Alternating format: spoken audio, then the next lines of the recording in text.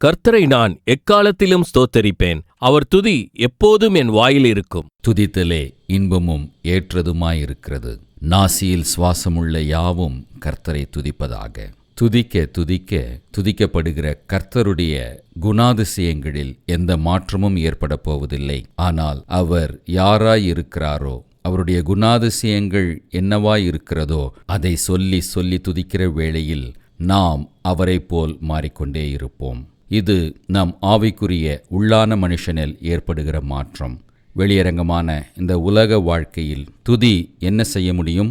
நன்றியுள்ள இருதயத்தோடு விசுவாசத்தோடு துதிக்கும் பொழுது முன்னேறி செல்ல, செழிப்பான ஆசீர்வாதமான வாழ்க்கையை பெற்றுக்கொள்ள தடையாயிருக்கிற எரிகோ மதில் கீழே விழும். இதை பழைய ஏற்பாட்டில் வாசிக்கிறோம். புதிய ஏற்பாட்டில் பவுலும் சீலாவும் அடைக்கப்பட்ட சிறையிலிருந்து தேவனை துதித்து பாடும் பொழுது சிறை கதவுகள் திறந்தது.